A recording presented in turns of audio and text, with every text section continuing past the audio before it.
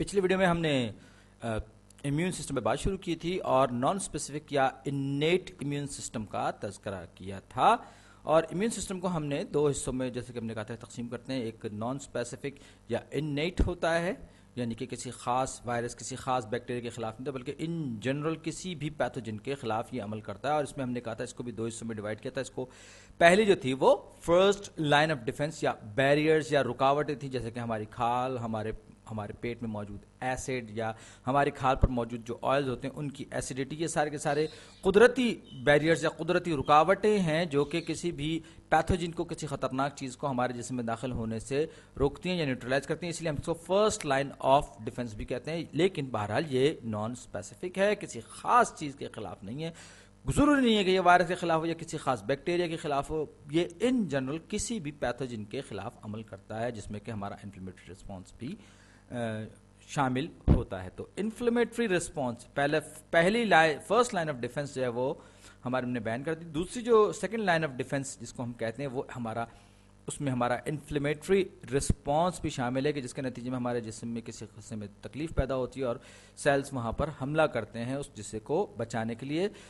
دوسرا ہم نے اس میں تذکرہ کیا تھا فیگوسائٹس کا یا فیجوسائٹس یا فیگوسائٹس، آپ جو چاہے کر لیکن لکھیں گے اس کو اسی طریقے سے PHAGOCYTES. اور ان کا ایک اور نام ہے فیگوسائٹس کا جس کو ہم کہتے ہیں لیوکوسائٹس. اور یہ جو پورے کے پورے جو فیگوسائٹس ہیں اس میں ڈنڈرائٹک سیلز، نیوٹروفلز اور میکروفیجز یہ سارے کے سارے شامل ہیں فیگوسائٹس میں. ان کو ہم وائٹ بلڈ سیلز بھی کہتے ہیں. جی ہاں، یہ ہمارے خون کے سفید سیلز میں موجود ہوتے ہیں اور انہی کا ایک اور نام لیوکوسائٹس بھی ہے. ہم یوں کہہ سکتے ہیں کہ یہ وائٹ بلڈ سیلز یعنی کہ سفید سیلز کی ایک خاص ٹائپ ہے جو کہ فیگوسائٹس میں آتی ہیں. اور یہ جو بھی نان اسپیسیفک امیون رسپانس ہے وہ کسی بھی چیز کو، چاہے وہ وائرس ہو چاہے بیکٹیریا، اگر کسی مشکوک چیز کو دیکھتا ہے تو کہتا ہے اے تمہارے پاس کچھ مشکوک DNA ہے اور یہ صرف وائرس میں ہوتا ہے لہٰذا میں تمہیں ہڑپ کر جاؤں گا، میں تمہیں تباہ کر دوں گا وغیرہ وغیرہ وغیرہ.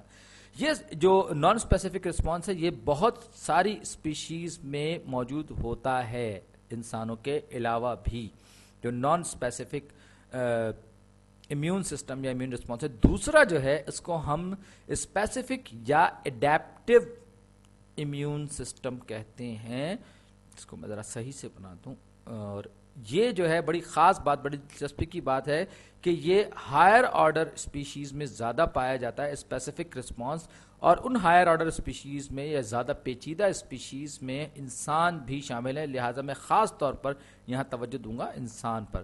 تو یہ جو اسپیسیفک امیون رسپانس یا اسپیسیفک امیون سسٹمس کو ہم اڈیپٹیو بھی کہتے ہیں. اڈیپٹیو اس لیے کیونکہ جب کوئی بیکٹیریا یا کوئی خاص طرح کا وائرس ہمارے باڈی پہ اٹیک کرتا ہے تو ہمارا امیون سسٹم اس کو پہچانتا ہے، اس کا ریکارڈ درج کرتا ہے، باقاعدہ اس کی شناخت ہوتی ہے اور آئندہ جب بھی وہ وائرس یا بیکٹیریا یا کوئی بھی پیتھوجن ہماری باڈی پر اٹیک کرنے کی کوشش کرتا ہے تو یہ جو ہے اس کو روک لیتے ہیں. اب لیوکوسائٹس کا میں نے کہا تھا کہ یہ بھی ہمارے امیون سسٹم کے سیلز ہیں جو کہ وائٹ بلڈ سیلز کی ایک قسم ہے. لیکن ساتھ ہی ساتھ اڈیپٹیو رسپانس یا اڈیپٹیو امیون سسٹم جو ہے وہ بھی وائٹ بلڈ سیلز کی ٹائپ پر ڈیپینڈ کرتا ہے جن کو ہم لمفوسائٹس کہتے ہیں. اور یہ اسپیسیفک ہوتے ہیں، یہ کسی خاص طرح کے پیتھوجن کو ختم کرنے کے لیے، ہڑپ کرنے کے لیے فیگوسائٹس ہوتے ہیں، لمفوسائٹس. اور یہ دونوں کے دونوں جو ہے یہ ہمارے وائٹ بلڈ سیل میں شامل ہوتے ہیں.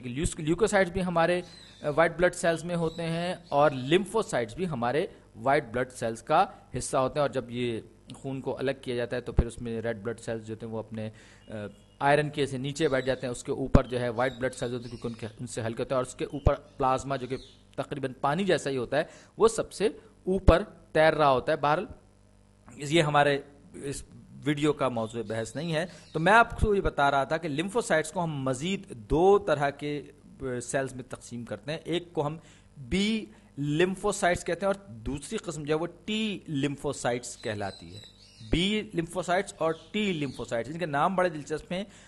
بی لمفوسائٹس اصل میں بیٹا لمفوسائٹس بھی کہتے ہیں. اور بی لمفوسائٹس کو جو بی نام دیا گیا اصل میں پہلی باری ان کو جو شناخت ہوئی تھی وہ برسا آف فیبریشس نامی پرندوں کی ایک اسپیشیز تھی، اس میں دریافت کیا گیا تھا. لیکن بعد میں معلوم ہوا کہ انسانی جسم میں بھی معلوم ہوتے، تو لیے بی جو اصل میں برسا آف فیبریشس سے آیا ہے. لیکن آپ کیونکہ یہ بون میرو میں یعنی کہ ہماری ہڈی کے گودے میں بنتے ہیں، یہ بیٹا یا بی لیمفوسائٹس، تو انہیں آپ یاد رکھنے کے لیے کہہ سکتے ہیں کہ یہ بی فار بون میرو ہے. ویسے تو یہ برسا آف فیبریشس اس میں پہلی دفعہ دریافت ہے، اس لیے ان کو بی یا بیٹا کہا گیا ہے، لیکن ان کو آپ یاد رکھنے کے لیے بون کہہ سکتے ہیں کیونکہ یہ بون میرو میں پیدا ہوتے ہیں. ویسے تو ٹی لیمفوسائٹس بھی ہماری بون میرو میں یا ہماری ہڈیوں کے گودے میں ہی پیدا ہوتے ہیں، لیکن یہ جس جگہ پہ پروڈیوس ہوتے ہیں فائنلی اس کو تھائمس کہا جاتا ہے، یعنی کہ یہ ایک خاص حصہ ہوتا ہے تھائمس.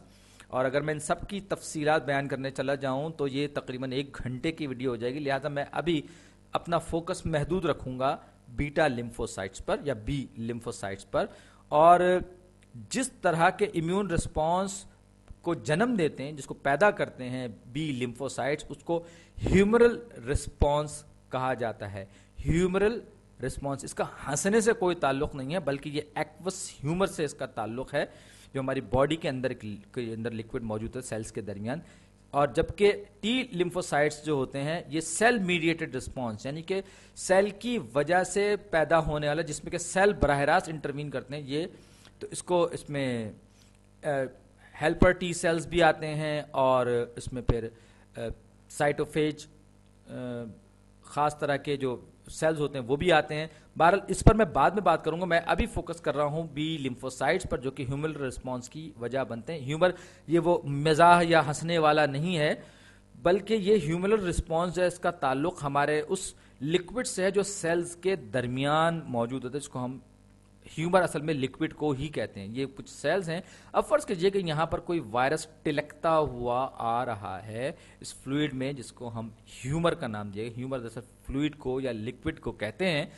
تو ہیومرل فلوئڈ جو ہمارے جسم کے اندر جو سیلز کے درمیان بھی ہوتے ہیں، اس کے بیچ میں کوئی فرض کیجئے، یہ میں اس کا الگ کلر کر دوں، یہ ایک وائرس، یہ اس طرح کا ایک وائرس آ گیا، یہ ادھر ٹلکتا ہوا پھر رہا ہے اور ابھی انہوں نے کسی بھی سیل کو اٹیک نہیں کیا ہے اور ابھی یہ اٹیک کرنے جا رہے ہیں، راستے میں ہیں، ابھی انہوں نے اٹیک نہیں کیا ہے. اور فرض کر لیجیے کہ یہاں پہ کچھ بیکٹیریا بھی آ گئے ہیں اور یہ گھس آئے ہیں جسم کے اندر، لیکن ابھی یہ سیل کے اندر نہیں گھس پائے ہیں. تو آپ کو پتا ہے کہ جب کوئی وائرس اٹیک کرتا ہے یا اس کو متاثر کر دیتا ہے کسی سیل کو، تو اپنے اس کا پوری سیلولر مشینری کو ہائی جیک کر لیتا ہے. تو وہ جو رسپانس جو سیل کے اندر اس پیتھوجن کے داخلے کے بغیر ہوا ہے اس کو ہم ہیومرل رسپانس کہیں گے، یعنی کہ یہ بار بار سے اس کو کنٹرول کر لیتا ہے، لیکن جب یہ اندر ہو جاتے ہیں، اپنی کاپیاں بنانے لگ جاتے ہیں، اس کی سیلولر مشینری کو، ڈی این اے مشینری کو ہائی جیک کر لیتے ہیں، اس کے نتیجے میں سیل میڈیٹڈ رسپانس جنم لیتا ہے. لیکن اس پر میں اس ویڈیو میں فی الحال بات نہیں کروں گا. یہ اسی طریقے سے بیکٹیریا بھی کر سکتے ہیں. بہرحال یہاں پر میں اس بات کو ختم کرتا ہوں. آپ سے